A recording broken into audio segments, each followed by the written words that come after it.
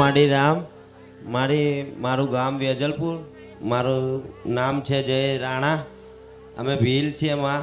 અને માં જીવ દયાવાળામાં મારા કૂતરા લઈ ગયા હતા 5. એટલે મેં 21 કૂતરામાં બાંધી રાખ્યા હતા કે માડીના નામથી હું 21 કૂતરાને રોજ દાન પૂન કરીશ. અને 2 બગીચા એવા બાંધી રાખ્યા કે જે હું ફરતે પાર્લે બિસ્કીટ સેવ મમરા આવું બધુંમાં રોજ દાન પૂન કરું એમ કે મારી ખુખાર મેલડીમાં હવનું સારું કરજે માં. પણ મારા 5 કૂતરા લઈ ગયા ને તો સવારમાં શુક્રવારે હું રડ્યોમાં આસમાને જોઈને કે એ મારી ખુખાર મેલડી પવનથી પાતળી બનીને મારા કૂતરા લઈ આવજે માં. આ જીવદયાવાળા ક્યાંક જંગલમાં છોડી આવશે એમને કોણ ખવડાવશે માં. તો એવું થયું કે એ લોકો લઈ ગયા શુક્રવારે, શનિવારે હોજે તો માં લઈ આવી મારી માં ખુખાર મેલડી. રામ માડી રામ. માં તારી ખૂબ કૃપા છે માં. અમારા ઘરની બાજુમાં એક ભાઈ રહે છે, એ 4 વર્ષથી દારૂ પીએ છે. અને એ પણ માં દારૂ બહુ જ પીએ. પણ એમની વાઈફે આવીને મને ધીરે રહીને આવીને કીધું કે મારા પતિ દારૂ પીએ તો કયા મંદિરે જાય. મેં કીધું હું તો મારી બારે જવારી ખુખાર મેલડી માએ જવું. મારી માં કરશે ને તો તારા ઘરવાળા દારૂ નામ જ નહીં લે એમ. તો મારી આ દારૂ નહીં પીતા અને એમના ઘેર નવું સ્પ્લેન્ડર બાઇક છોડાઈ લાયા મારી. તારી દયાથી રામ માડી રામ. માં ખૂબ કૃપા થાય છે માં તારી. હું એટલું આમ ખિસકોલાના બચ્ચા ને ચકલા ચણ ને કુંડા ગમે ત્યાં ભીખ માગીને લઈને આવું બંગલાવાળાને કહું કે થોડા આપો કુંડા. અને જે માં કૂતરામાં જે 5 લઈ ગયા હતા ને જીવદયાવાળા એ ટોટલ 13 બચ્ચા વિવાયા હતા. આજમાં એ કૂતરા આટલા મોટા થઈ ગયા મારી. આટલા મોટા થઈ ગયા એ કૂતરા. એ કૂતરાઓ જ્યારથી જન્મ્યા ત્યારથી મેં અત્યાર સુધી એમને તમારા નામથી માં પુણ્ય કર્યું છે માં. લાજ રાખજો. જય બહુચર માં. જય ખુખાર મેલડી. રામ માડી રામ. બોલો રામ માડી રામ. રામ માડી રામ. જય ખુખાર મેલડી માં. આવી દયા સૌ ઉપરમાં રાખજો. અને માં સ્વયં માં અમારી સબરી ભીલડીએ રોમજીને ચાખીને બોર ખવડાયા હતા માં. અમે ભીલ છે માં. લાજ રાખજે માં. જય મારી ખુખાર મેલડી માં. રામ માડી રામ. તમારી ભક્તિને જય બહુચર મેલડી માં. મારી ચામુંડ માના ખૂબ રામ માં. ખૂબ રામ છે માં. લાજ રાખજો માં. અમારા ઘર પરિવાર ઉપર થોડું ધ્યાન આપજો મારી. બસ એટલી જ કૃપા કરજો માં. અને માં એટલી દયા કરજો કે જે ભાવિક મારા જોડે આવે છે કે ભાઈ તું કયા મંદિરે જાય છે ને એવું પૂછે છે. અને બસ માં હું એટલી જ કૃપા કરું કે જે મારી જોડે આવે ને માં હું એમ કહું કે મારી ખુખાર મેલડી માં આવજો. અને અહીંયા આવે એટલે માં સારું થઈ જ જાય. બીજા રવિવાર તો સારું થઈ જ જાય એમાં.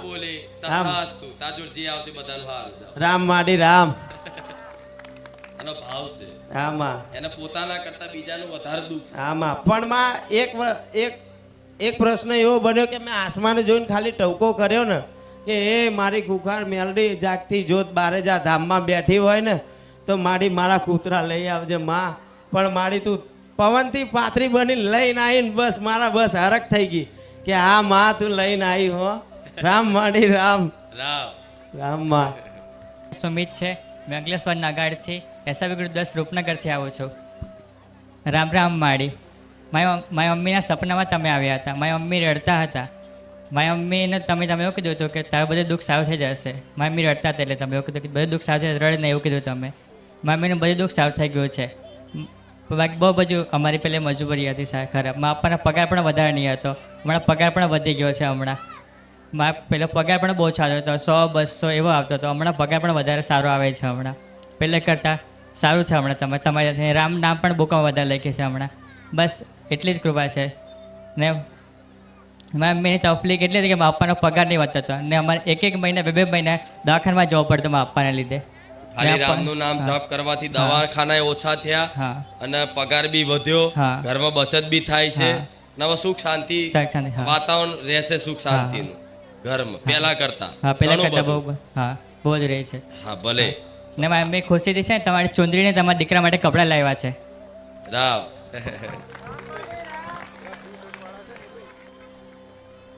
હું રાવળ નિપિનભાઈ જસુભાઈ, ગામ સાજોરા, તાલુકો ઘોઘંબા, જિલ્લો પંચમહાલથી આવું છું.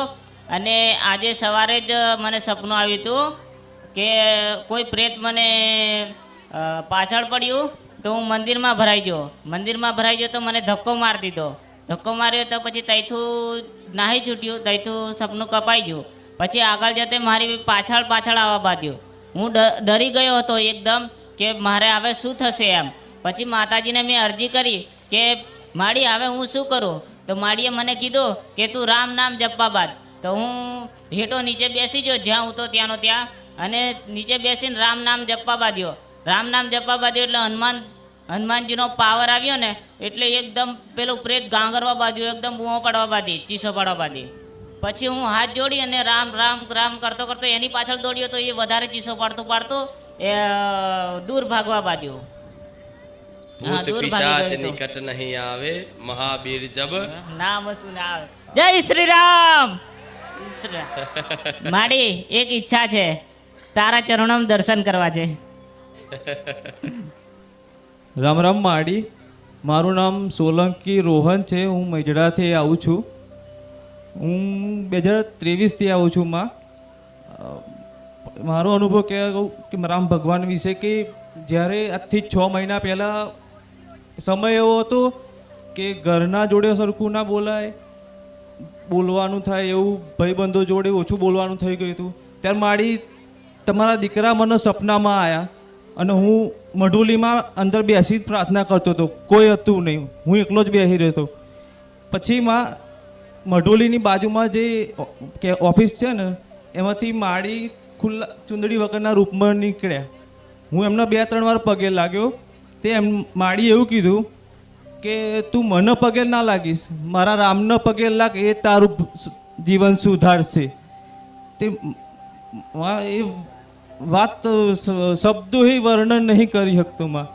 તે પછી મિત્રો એવા થયા સાનિધ્યમાં કે જે રામ નામ જપ કરતા હોય. દેખાદેખી મેં કાઉન્ટર લીધું. પછી જે રામ નામ પર જે વિશ્વાસ અનુભવ વધતો ગયો જેનો શબ્દો નહીં કહેવા માટે. એક નોકરીથી છૂટ્યો હતો ત્યારે રામધૂન સાંભળતો નીકળ્યો. તે જંગલનો વિસ્તાર આવ્યો, પાલડી કાંકજ બાજુ. ત્યાં એકદમ સુમસામ, કોઈ નહીં, અંધારું પટ હતું. તે એક કાકા નીકળતા હતા. તે એમને હાથ કર્યો કે ઊભા રહો. તે બેઠેમાં પાછળ બેઠાડ્યા કે મને આગળ ઉતાર દેજો. અને પહેલાં એ જ બોલ્યા કે મેં हनुमान जी का नाम लेके जय श्री राम बोलता हूँ ना तो मेरे सारे काम सब हो जाते हैं. माड़ी અત્યારે જ્યાં જવું ને ત્યાં બસ રામ રામ રામ ને રામ. બાઇક નોકરીથી છૂટું તોય ગાડી પાછળ રામ, કોકના જોડે મળું તોય રામ, બસ રામ રામ ને રામ.